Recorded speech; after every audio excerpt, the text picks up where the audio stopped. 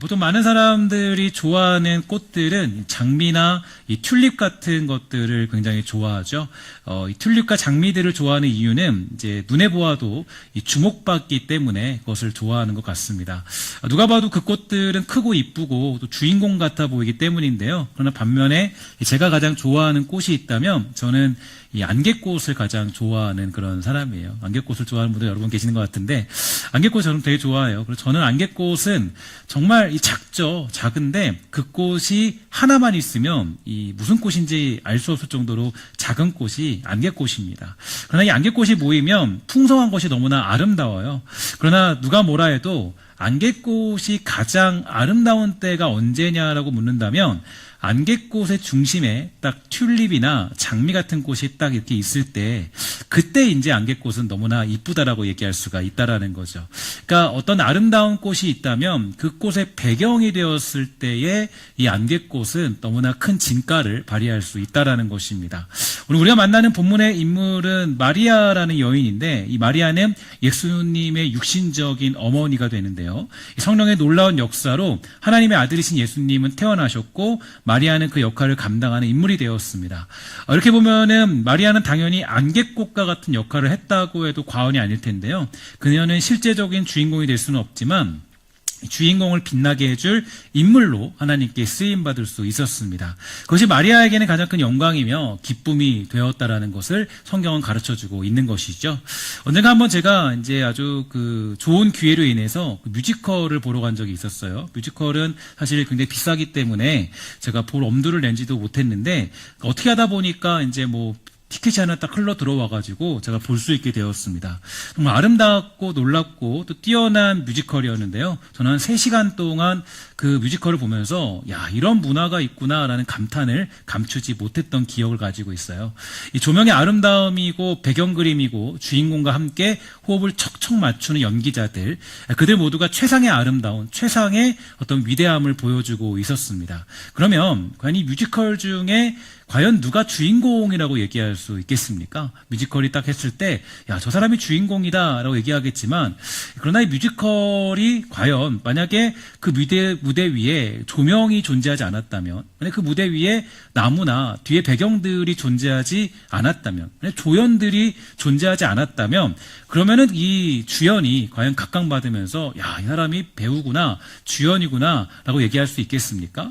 조명이 없다면, 그림이 없다면 주인공은 그렇게 주인공다운 역할을 하지 못했겠죠. 그 무대에 힘을 쏟고 한 걸음이라도 들여놓은 그들 모두가 다 주인공이 될 수 있었던 것입니다. 저와 여러분들도 마찬가지라고 말할 수 있는데요.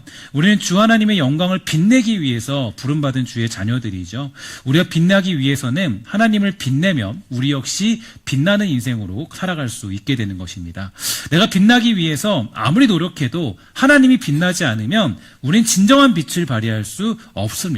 하나님이 나를 통해 영광 받으실 때 우리는 진정한 빛을 발휘하는 인생으로 살아갈 수 있습니다. 그러면 마리아는 과연 어떻게 하나님을 빛내는 인생을 살아갈 수 있었을까요? 첫 번째로 이 마리아는 하나님의 일하심을 믿는 믿음을 가진 인물이었다라는 것을 볼 수가 있게 되는데요. 오늘 보면 46절부터 49절에 보면 이렇게 얘기해주고 있어요. 마리아가 이르되 내 영혼이 주를 찬양하며 내 마음이 하나님 내 구주를 기뻐하였음은 그의 여종의 비천함을 돌보셨습니다. 보라 이제 후로는 만세의 날을 복이 있다 일컬으리로다, 이런 고백이 있는데, 이 마리아는 자신에게 위협이 되는 이 상황 속에서 주님을 찬양하고 있다라고 고백하고 있습니다. 이 당시 상황으로 볼 때에 마리아는 위기 속에 놓여 있는 것이 분명하고 아이를 가지는 것만으로도 위기인데 더군다나 여러 가지 상황들이 그녀를 조여올 것이 분명한 사실이었죠. 그러나 그녀는 하나님을 찬양하는 마음을 가지고 있었어요. 왜 하필이면 저입니까? 왜 제가 그 짐을 져야 되죠? 왜 제가 그렇게 어려운 역할을 해야 되는 겁니까? 제가 이 위험을 왜 감수해야 되는 건가요? 라고 그렇게 따지지 아니하고 자신에게 맡겨진 사명에 감사함으로 찬양하는 모습을 가지게 된 것을 볼 수가 있게 됩니다. 저와 여러분들도 마찬가지 아니겠습니까? 종종 우리는 이해할 수 없는 일들을 만나면 하나님을 원망하는 경우가 굉장히 많이 있죠. 정말 불평을 많이 하는데 왜 하필이면 제가 그 일을 감당해야 되는 거예요? 저 옆에 있는 순이가, 옆에 있는 영희가, 철이가 더 적합한 사람 아니겠습니까? 왜 제가 이런 오해를 받는 상황과 위기에 놓여야 됩니까? 라고 질문을 던질 때가 때가 굉장히 많이 있습니다. 그러나 마리아는요, 주어진 이 상황에 하나님을 찬양하는 모습을 보여주고 있는데, 이해할 수 없는 상황이라도 하나님을 찬양하고 있는 모습을 우리는 눈여겨볼 필요가 있다라는 겁니다. 그러면 그녀는 왜 과연 이 어려운 상황을 통해서 하나님을 찬양하고 있을까요? 그 이유는 뭐냐면 바로 하나님의 일하심을 믿는 믿음을 가지고 있었기 때문에 그녀는 이런 상황에도 주님을 찬양할 수 있던 것입니다. 하나님의 크심과 그의 완전하심을 믿고 있는 믿음, 주어진 이 상황에 주님을 온전히 찬양할 수 있는 원동력이 된 것인데, 특히 마리아는 자신을 가리켜서 뭐라 그러느냐, 나는 비천한 존재다라고 고백하고 있는데, 이것은 하나님의 계획은 크시지만 나 자신은 그저 그 계획에 쓰임받는 연약한 존재라는 것을 고백하는 것임을 알 수가 있게 되는 것입니다. 피조물과 창조주와의 관계, 그것이 우리가 기억해야 될 메시지가 될 텐데요. 주어진 인생에 우리가 너무나 불평하거나 원망할 필요가 없는 이유가 바로 여기에 있는 것입니다. 우리는 피조물이고 하나님은 주인이시고 또 우리는 비천한 자이지만 하나님은 존귀한 분이시기 때문에 그분이 우리를 어디로 보내든지 간에 우리는 그곳이 가장 적합한 곳이고 가장 합당한 곳이기 때문에 우리는 그것을 통하여서 불평하거나 원망할 필요가 없다라는 거죠. 하나님의 크신 뜻과 계획이 존재하는 것입니다. 우리 생각대로 내 마음대로 어떤 일들이 흘러가지 않을 수도 있어요. 내가 계획한 대로 내 인생이 이루어지지 않을 때도 있습니다. 오직 하나님의 계획과 그분의 뜻대로 모든 것이 이루어지고 완성되는 거예요. 성경은 우리에게 분명히 말해주고 있죠. 로마서 8장 28절에 보면 이렇게 가르쳐주고 있습니다. 함께 다 같이 읽도록 하겠습니다. 시작. 하나님을 사랑하는 자들에게는 모든 것이 합력하여 선을 이루느니라. 아멘. 또한 이사야 55장 8절부터 9절도 얘기해주고 있습니다. 함께 다 같이 읽습니다. 시작. 여호와의 말.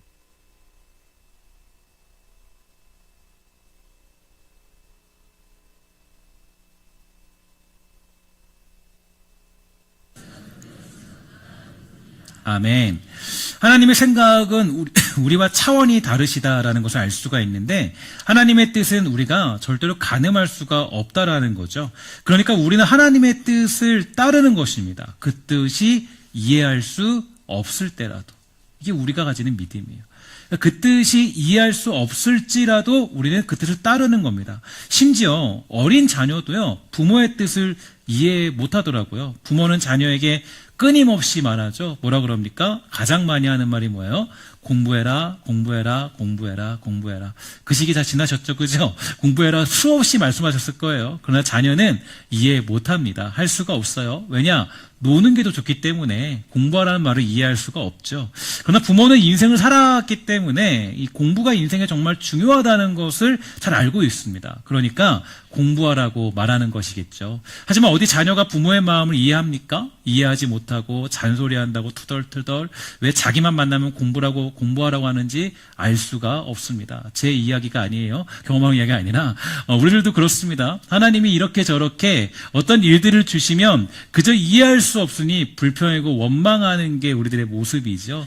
왜 이렇게 자신을 비참하게 만드는지, 때로는 힘들게 만드는지 이해하지 못하니까 투덜투덜거리는 우리들의 모습들. 그러나 주어진 그 삶 속에 우리가 순종으로 응답한다면, 그러면 주어진 일들 속에서 하나님의 기적을 경험하는 놀라운 역사가 일어나게 되는 줄 믿습니다. 그것이 바로 마리아가 지금 이런 말도 안 되는 상황을 받아들일 수 있는 이유였고, 또 이 상황을 노래하면서 찬양하는 가장 근본적인 이유가 될 수 있는 것이죠.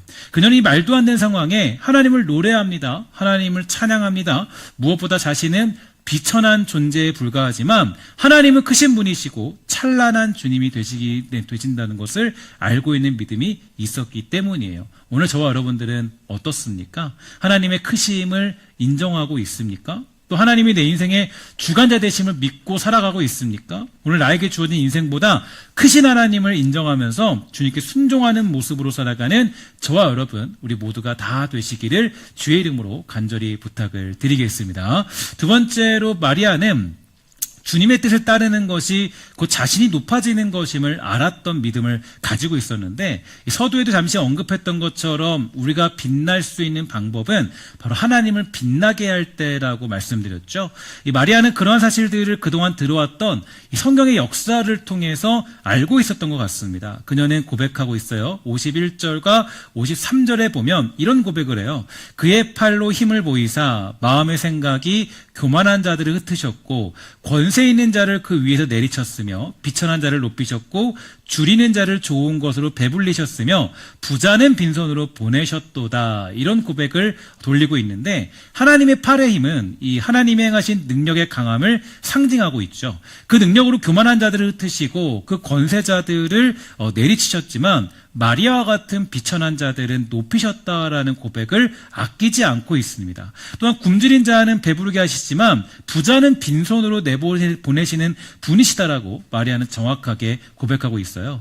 특히 이러한 고백은 이스라엘 백성들의 출애굽 사건에서 두드러지게 나타나고 있는데, 하나님은 아무런 힘도 없는 이스라엘 백성들을 애굽에서 해방시켜 주셨고 또 그들에게 가나안 땅을 허락해서 정복토록 하셨습니다. 즉 하나님이 이스라엘 백성들을 출애굽시켜서 가나안 땅에 보내실 때에 이렇게 말씀하셨어요. 출애굽 19장 4절부터 6절인데 함께 다 같이 읽도록 하겠습니다. 시작. 내가 애굽 사람에게 어떻게 행하였음가? 내가 어떻게 독수리 날개로 너희를 업어 내게로 인도하였음을 너희가 보았느니라. 세계가 다 내게 속하였나니 너희가 내 말을 잘 듣고 내 언약을 지키면 너희는 모든 민족 중에서 내 소유가 되겠고 너희가 내게 대하여 제사장 나라가 되며 거룩한 백성이 되리라. 너는 이 말을 이스라엘 자손에게 전할지니라. 아멘. 이스라엘 백성들은 아무런 능력도 없는 존재였지만 하나님은 그 비천한 백성들을 통하여서 세계 중에 제사장 나라로 거룩한 백성으로 살게 하신다고 약속해 주셨어요. 그런데 여기서 중요한 것은 뭐냐? 그들이 그러한 능력이 있기 때문이 아니라 그 세계의 주권자가 바로 하나님 되시기 때문이었습니다. 하나님이 그 세계의 주인이시기 때문에 그저 그들이 하나님의 말씀을 잘 따르고 지킨다면 그 세계의 주인공으로 살아갈 수 있다라고 말씀하고 계신 거예요. 저와 여러분들도 마찬가지인데, 종종 우리는 내가 빛나기 위해서 힘을 쓰지만 우리가 빛나는 방법은 찬란하신 주님께 더욱더 영광 돌리는 삶을 살아갈 때 우리는 더욱 빛을 내는 인생으로 살아갈 수 있다라는 것입니다. 하늘을 날기 위해서 저와 여러분들이 해야 될 것은 날개짓을 하는 것일까요? 날개짓을 하면은 하늘을 날 수 있는 분들 계십니까? 날개짓을 막 손으로 하면요, 하늘을 나는 사람은 여기에 이 땅에 존재하지 않을 거예요. 하늘을 날기 위해서 우리는 하늘을 날 수 없도록 창조되었기 때문인데요. 그러면 우리가 하늘을 날 수 있는 방법은 무엇이 될까요? 그것은 바로 비행기를 타면 됩니다. 비행기를 타면 우리는 하늘을 날 수 있는 거예요. 비행기를 타면은 굳이 우리가 손으로 날개짓을 하지 않아도 우리는 하늘을 날 수 있는 그런 특권을 누리게 되는 것입니다. 혹시 비행기 안에서, 여러분 비행기를 타보셨으면 알겠지만 비행기 안에서 손으로 날기 위해서 날개짓을 하는 사람들을 만난 적이 있을까요? 내가 조금 더 이 날개짓을 해서 비행기를 좀 빠르게 가야겠다. 지금 이게 뭐 500km로 달리는데 내가 조금 날개짓을 하면은 501km로 달릴 수 있을 거라고 하면서 막 손짓을 하는 사람이 있다면 그 사람을 가리켜서 우리는 뭐라 그럽니까? 미쳤다라고 얘기할 수밖에 없겠죠. 뭐냐면 비행기 안에서는 우리가 가장 할 수 있는 여유와 넉넉함을 가지고 뭐 하면 돼요? 자기 몸을 비행기에 맡기고 내 아래 펼쳐진 드넓은 하늘을 바라보고 구름 위도 날아다니면서 구름 속을 지나면서 그렇게 비행기에 있는 높은 하늘을 즐기면 되는 것이 우리가 가지고 있는 가장 큰 축복이라고 얘기할 수 있는 거 아니겠습니까? 저와 여러분들 마찬가지예요. 신앙이란 것도 뭐냐면 하나님께 붙어 있으면 하나님이 일하시는 것이에요. 하나님께 영광 돌리면 자연스럽게 그 영광의 빛이 나에게 임하게 되는 것입니다. 그것이 비천한 우리가 고귀한 자리에 서게 되는 유일한 방법이 될 수 있다라는 거죠. 마리아가 바로 그러한 방법을 깨달았던 것 같아요. 바로 성경을 묵상해 보니까 그녀는 비천한 자신이 고귀한 자리에 서게 되는 유일한 방법이라는 사실이 무엇인지 알았기 때문에 그녀는 이 말도 안 되는 상황을 다 받아들일 수 있던 것입니다. 저와 여러분들도 마찬가지 아니겠습니까? 우리가 이 땅에서 할 수 있는 가장 고귀한 일은 무엇인가 보면 우리 주님의 명령을 따르는 것입니다. 그게 바로 우리가 하늘을 날 수 있는 유일한 비결이 되는 거예요. 내가 아무리 날개짓을 해도 하늘을 날 수 없지만 내가 하나님의 명령을 따르고 주님께 붙어 있고 그 명령대로 살아가면 그러면 세계에 능하신 하나님께서 우리를 그 우뚝 서는 자리로 인도하신다라는 믿음, 그게 바로 우리의 믿음이 되는 줄 믿습니다. 피조물이 누리는 가장 큰 영광이며 기쁨은 하나님의 영광에 동참하는 거예요. 오늘 우리 주님이 저와 여러분에게 명령하신 것은 무엇입니까? 우리에게 말씀하시고 있는 것은 어떤 것일까요? 오늘 주께서 주신 그 명령에 순종함으로써 가장 고귀하고 위대한 영광의 기쁨을 누리며 살아가는 저와 여러분, 우리 모두가 다 되시기를 주의 이름으로 간절히 부탁을 드리겠습니다.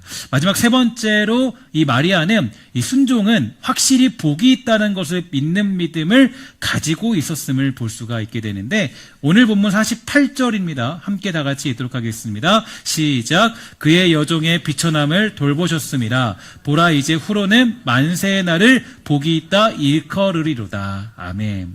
이 마리아는 지금 자신에게 일어난 이 상황에 순종하느냐 순종하지 않느냐의 상황에서 하나님이 하시고자 하는 일에 순종하기로 결정하게 되었습니다. 그 이유는 바로 이 어려운 일에 대한 순종으로 말미암아 자신이 영원한 복을 누릴 것임을 알고 있었기 때문이죠.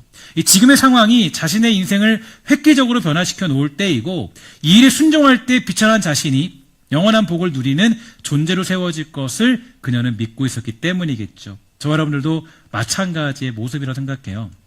제가 최근에 어떤 성도님하고 저와 이제 이야기를 이렇게 나누다가 이런 말을 듣게 되었습니다. 그래서 이분이 이렇게 얘기하더라고요. 지금 제가 만난 상황이 그 위기인 것은 분명하지만 이 위기 중에도 하나님의 일을 감당하면 이 하나님이 저에게 복을 주시고 해결해 주실 것을 저는 믿고 있습니다. 하나님은 저의 인생 속에서 그렇게 역사하셨기 때문에 제가 이 일을 한다고 해서 두렵지 않습니다라고 고백하는 그런 이야기를 듣게 됐어요. 제가 그래서 그분에게 이렇게 말씀드렸습니다. 뭐라 그랬냐면 성도님이 걱정과 근심이 많은 저보다 훨씬 더 낫네요 라고 말씀을 드렸어요. 정말 그렇습니다. 이상하게도 이런 게 있어요. 하나님의 일을 감당하려다 보면, 주님의 일을 감당하려다 보면요, 이상하게도 이제 뭐냐면, 교회를 위해 헌신하거나 사명 감당하다 보면 항상 고민될 수밖에 없는 일들이 따라오는 경우가 굉장히 많이 있습니다. 이게 되게 우리 삶의 모습들인데, 오히려 그냥 이 성경책만 가지고 왔다 갔다 교회만 다니면 인생에 별로 특별한 일이 생기지 않아요. 별로 어렵지 않더라고요. 그냥 살아가요. 그러니까 그냥 내가 뭐 신앙생활 그냥 왔다 갔다 하면 그렇게 뭐 어려운 일이 잘 생기지 않습니다. 근데 그럴 때 그러니까 우리가 근데 그 이상하게 신앙생활을 더 열심히 하라고 결심하고 결단하게 되면 이상하게도 고민할 수밖에 없는 일들이 찾아오게 되더라고요.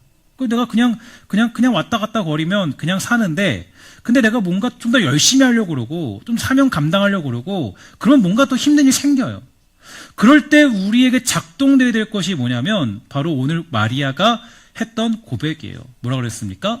이제 후로는 만세의 날을 복이 있다 일컬으리로다. 분명 고민되지만 힘들지만 마리아라고 왜 고민이 없었겠어요? 두려웠겠죠. 떨렸겠죠. 무섭겠죠. 아니 내가 지금 어떻게 지금 이 자녀를 가질 수 있겠습니까? 아직 결혼도 안 했는데 두려웠겠죠. 근데 그녀는 알았어요. 이 두려움 가운데 이것을 순종하면 이제 후로는 만세의 날을 복이 있다라고 일컬음하겠다. 제가 청년들하고 그 외국 선교를 종종 다녀왔는데 그때마다 늘 생기는 기적들이 있습니다. 그러니까 외국 선교를 가려면 하루 이틀이 아니라 며칠을 가야 돼요. 가야 되는데 그래서 많은 시간을 빼야 되고 할애해야 됩니다. 많은 고민들을 할 수밖에 없어요. 특히 제가 이상하게도 선교를 가려고 하는 그런 날엔 이 중요한 면접이 있거나 시험을 기다린다거나 다녀오자마자 어떤 결과를 기다려야 되는 그런 때가 많이 겹쳐서 이 선교를 갈 때마다 이 청년들은 이 많은 고민에 빠지게 됩니다. 제가 이제 보통 이제 제일 많이 다녀온 곳이 탄자니아인데 탄자니아는 3번 정도 다녀왔습니다. 다녀왔는데 그때 탄자니아는 뭐 알다시피 뭐 4박 5일로 갈 수가 없어요. 갔다 오면 4박 5일입니다. 그래서 4박 5일 못 가고 약 2주를 가야 돼요. 한 14일을 가야 되는데, 근데 되게 긴 시간이죠. 이 긴 시간을 청년들이 빼고 가려면 힘들어요. 그래서 이제 항상 이제 많은 고민에 빠지게 될 때 저는 항상 얘기해 줍니다. 뭐라고 하면은, 야, 그래도 함께 가자. 가면 하나님이 좋은 길 주실 거야. 힘들지만, 너 어렵지만, 14일 동안 빼면 너무 힘들지만, 가게 되면은 좋은 길 주실 거야. 그래서 이제 그러면은 이제 그 청년들은 대부분 얘기해요. 저 이거 있고 저거에 있어서 저 못 가요. 갈 수 없어요. 얘기하는 경우가 많이 있어요. 저는 이제 뭐 의지의 한국인 아니겠습니까? 그래서 저는 그래서 멈추지 않고 다시 한번 권고합니다. 다시 한번 가보자, 가자, 함께 가면 좋겠다. 그러면 고민하다가 하나님의 택함 받은 애들이 있어요. 그네들은 이제 결국에는 목사님 저 갈게요. 함께 우리 정말 선교 하나님 복음 잘 전하고 왔으면 좋겠어요라고 하면서 함께 이제 복음을 전하러 가게 됩니다. 뭐 정말 많은 고민과 결정의 시간들이 있지만 믿음으로 그렇게 선교를 가게 되고 선택을 해서 복음도 전하고 또 하나님을 찬양하고 오면요. 정말 놀라운 게 뭐냐. 그렇게 바쁜 선교 일정을 마치고 한국에 돌아오면 하나님께서 고민하던 문제들을 해결해 주는 경우를 굉장히 많이 봤습니다. 제가 이거를 왜 말씀드리냐면 저는 그래서 이게 매번 선교 때마다 경험했던 일들이에요. 그러니까 한 번도 빠짐없이 하나님 보여줬던 게 뭐냐면 항상 고민하던 친구들이나 고민하던 애들이 갈까 말까 했던 사람들이 선택을 했는데 갔을 때 항상 뭔가 하나님이 주시는 복들을 마음껏 경험하는 것을 보게 되는 걸 저는 경험하게 됐습니다. 그리고 저는 확실하게 말하죠. 뭐라 그러니까 거봐 다녀오길 잘했지 이렇게 얘기할 때가 정말 많이 있어요. 우리도 그래요. 하나님의 일을 감당하는 것은 쉽지 않아요. 주일 감당은 쉽지 않죠. 하나님의 일을 감당하려고 하면 고민스러운 일들이 왜 이렇게 많이 겹치는지 모르겠어요. 이상하게도 그냥 내가 그냥 선교체만 끼고 왔다 갔다 거리면 고민할 거리가 없어요. 내가 뭐 굳이 고민할 거 뭐가 있어? 하나님이 고민도 안 주세요. 근데 이상하게도 하나님 이번 연도에 제가 조금 더 헌신해 보고요. 주님께 조금 드려보고 좀 열심히 살아볼게요. 그러면 이상합니다. 고민할 게 너무 많아요. 너무 많아요. 걸리는 게 너무 많아요. 이것도 걱정되고 저것도 걱정되고 또 우리가 하나님의 일을 하면 가장 싫어하는 존재는 누구입니까? 누가 싫어해요? 악한 마귀가 싫어하겠죠. 그러니까 그는 우리가 결국에는 이렇게 포기하고 저렇게 포기하고 포기할 수밖에 없는 이유를 만들려고 공격의 공격을 놓지 않습니다. 그러나 가장 어려운 그때 하는 헌신과 결단이 바로 우리가 복이 되는 통로가 되는 줄 믿습니다. 그러니까 사실 이게 굉장히 중요한데, 그러니까 그 신앙의 비결에 가장 중요한 건 가장 힘들고 어려울 때 하는 헌신이에요. 그러니까 그냥 물론 내가 잘 풀린다고 해서 헌신하는 건 아닙니다. 그런데 그렇다고 해서 정말 내가 가장 하나님이 가장 우리에게 원하시는 건 어디 있냐면 그런 게 있는 것 같아요. 그러니까 내가 가장 헌신하기 어려울 때, 힘들 때, 복잡한 마음일 때, 괴로운 심정일 때, 괴로운 상황일 때 상황과 환경이 되지 않는데 근데 하나님이 명령하시는 일들이 막 상충될 때가 있어요. 이거 하나님 해야 돼요? 하나님 그냥 둬도 괜찮을 것 같은데 나 안 해도 될 것 같은데 내가 굳이 뭐 하지 않을까. 근데 항상 그때 하나님이 말씀하시는 것들이 꼭 있더라고요. 근데 그때 하나님께 순종하면 정말 하나님 좀 어려운데 너무 경제적으로 힘든데 하나님 드리라고 할 때가 있어요. 그래서 하나님께 드리면 달라지는 시대들을 경험하게 돼요. 그러니까 특히 오늘 본문에 나타난 이 마리아의 고백을 보면 그녀에게는 확신이 있었어요. 지금 이 결단이 자신의 인생을 획기적으로 변화시킬 수 있다라는 고백을 갖고 있었는데 뭐라 그랬냐면 이렇게 고백하죠. 이제 후로는 만세의 날을 복이 있다 할 것이다. 내가 이거 순종했을 때 내가 이거 망하지 않고 복받는 인생 될 것이다. 근데 쉬운 성경에 보니까 아주 더 정확하게 얘기해주고 있습니다. 우리 함께 다 같이 읽어보도록 할게요. 시작. 이제부터는 모든 세대가 나를 복되다 할 것입니다. 아멘. 너무 어려운 일인데 그 일에 순종하면, 너무 어려운 일인데 순종하면, 너무 힘들고 복잡한 일인데 순종하면 하나님이 만세에 모든 세대가 나를 복되다 할 것이다. 마리아의 고백이 여러분과 저의 신앙 고백 되기를 주의 이름으로 간절히 부탁을 드리겠습니다. 여러분들의 오늘 신앙의 걸림돌은 무엇이 있습니까? 가장 고민되는 것은 무엇인가요? 여러분들의 순종에 가장 방해되는 게 있다면 무엇이라고 생각하십니까? 이 사업을 하는 어떤 분이 계셨어요. 사업을 하면서 그동안 이 자신이 벌었던 11조, 사업체에서 얻는 11조를 하나님께 드리며 살았다 그래요. 그렇게 하나님이 복을 주시며 살았다라고 고백했는데 어느 여러 가지 이유들로 이 사업이 굉장히 어려워진 것입니다. 그래서 그러면 보통 우리 생각은 이렇게 생각하죠. 하나님 죄송해요. 이제 제가 11조를 좀 줄여야 될 것 같아요. 왜냐하면 형편이 어려우니까 형편 조금 나아지면 제가 드릴게요. 그러니까 제가 다시 11조를 드릴 수 있도록 축복해 주세요 라고 그렇게 보통 생각을 하고, 이게 굉장히 우리들로서는 합리적인 판단인 게 분명합니다. 그러나 하나님의 축복은 사실 이러한 합리적인 판단으로 일어나지는 않더라고요. 근데 이 성도님이 어떤 결심을 했냐면 이렇게 결심했습니다. 하나님, 제가 지금 사업에 어려움을 겪고 있어요. 그러나 이 모든 물질의 주인이 하나님이시고 사업의 주인도 하나님이신 줄 내가 알았으니까 이제부터는요, 제가 11조가 아니라 12조를 드릴게요. 고백했다 그래요. 그러자 놀라운 일이 벌어졌고 어려운 사업이 풀리기 시작하더니 이 사업이 대박을 치기 시작했다라는 얘기가 있습니다. 당연히 저는 여러분들에게 12조를 하라는 얘기는 절대 아니라는 것을 오해하지 마시기 바랍니다. 제가 말씀드리고 싶은 건 요지는 뭐냐면, 어려움을 만나면 이상하게도 우리는 가장 먼저 포기하는 게 하나님과의 약속이더라고요. 그러니까 문제를 만나면, 고민거리를 만나면 이상하게도 가장 먼저 포기하는 게 신앙생활에 대한 포기입니다. 어떤 이는 직장 생활이 바빠요. 바빠서 내가 힘들대요. 힘들면 신앙을 포기해요. 바쁘니까. 누군가는 가정생활이 조금 어렵대요. 그래서 그 가정생활 때문에 내 신앙생활을 포기하겠다는 거예요. 어려우니까. 합리적이죠? 그죠? 학업의 문제. 내가 학업의 문제 때문에 내가 하나님과의 약속 안 지키겠습니다. 좀 봐주세요. 고3이니까 조금 봐주세요. 그죠? 아니면 뭐 내가 취직 중이니까 봐주세요. 아니면 관계의 문제로 신앙을 포기합니다. 이상해요. 문제를 만나면 더욱더 가까워지고 하나님과 가까워지기로 결단하고 어떻게 하면 더 가까워질까로 고민해야 될 텐데 그렇게 하지 않아요. 어떤 학생이 있었습니다. 그 학생이 말하기를 이렇게 얘기해요. 엄마, 아빠, 이제 저는 공부하기 위해서 신앙생활을 좀 줄여야 되겠습니다. 그러자 그 이야기를 가만히 듣고 있던 신앙 좋은 부모님이 이렇게 말했다 그래요. 얘야, 신앙생활 줄일 생각하지 말고 10시간씩 잠을 자는 시간 줄이고, 친구 만나는 시간 줄이고, 스마트폰 하는 시간 줄이고, 멍 때리는 시간을 줄이면 어떻겠니? 라고 제안했다 그러죠. 정말 그렇습니다. 우리가 위기를 만나면 왜 그 1순위가 신앙인지 모르겠어요. 어려움을 만나면, 고민거리를 만나면 항상 신앙이 질 때가 너무 많이 있습니다. 당연히 우리 신성교회 권속들은 안 그런다고 믿고 있습니다.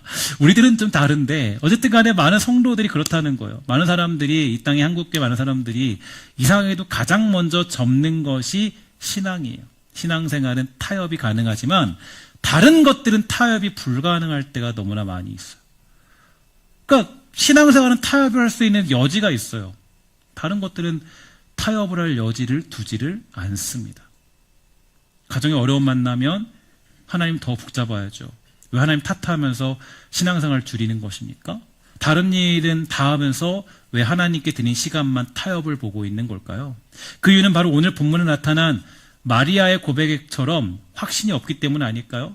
이제 후로는 나를 영원히 복되도다 할 것이다. 내가 이 일에 주께 순종하면, 내가 힘들지만 어렵지만 이 일을 따르면 내가 이제 후로는 주께서 복되도 할 것인데, 이것을 혹시 잊어버렸기 때문에 우리가 자꾸 신앙과 타협을 이루고 있는 건 아니겠습니까? 우리가 땅에서 점프하면 얼마큼 뛸 수 있을까요? 얼마큼 뛸까요? 저는 지금 이제 저도 46이라서 이제 뛰면은 한 1m 좀 뛸까요? 이렇게 좀 뛸까요? 뛰겠죠? 그죠? 이제 조금 더 들면 이제 한 30cm, 50cm. 또 많이 뛰면 2m 뛰겠죠? 그 2m 뛰면은 뭐라 그럽니까? 국가대표 나가라라고 얘기하겠죠? 아주 엄청나게 점프를 할 수 있을 겁니다. 근데 이제 우리가 점프하면은 많이 뛰어야 1m지만 비행기를 타면은 몇 미터 올라갑니까? 엄청나죠? 그죠? 하늘을 날아서 구름 위로 올라가다니잖아요. 하나님이 주시는 복을 누리는 것은 이것과 똑같습니다. 그러니까 하나님이 주시는 복은 이런 거예요. 그러니까 하나님이 주시는 복을 누리는 건 내가 하나님께 순종하면 그 순종하면서 영원토록 나는 복되다 일컬음 받을 것이다. 이 고백이 마리아에게 있었기 때문에 마리아는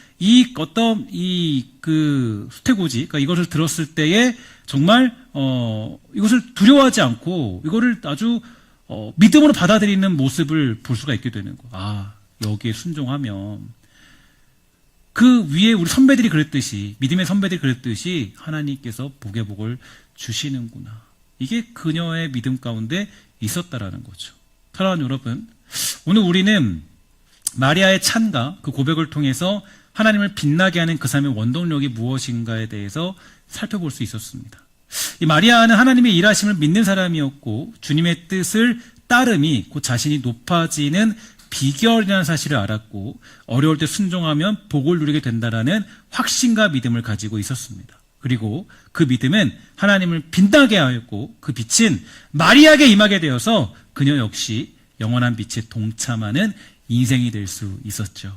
우리 저와 여러분들도 이 영원한 빛에 동참하는 귀하고 아름다운 인생, 마리아와 같은 복으로 살아가는 능력이 있게 되기를 주의 이름으로 간절히 부탁을 드리겠습니다. 하나님이 지금 여러분들에게 요구하시는 순종은 무엇입니까? 고민되는 걸림돌들은 어떤 것입니까? 그 고민의 걸림돌들을 치워버리고 이제는 의심을 버리고 하나님 말씀에 순종하여서 주께 쓰임받아 영원한 빛에 동참할 줄 아는 복되고 아름다운 우리 신성의 모든 권속들 다 되시기를 주의 이름으로 간절히 부탁을 드리겠습니다. 기도하겠습니다.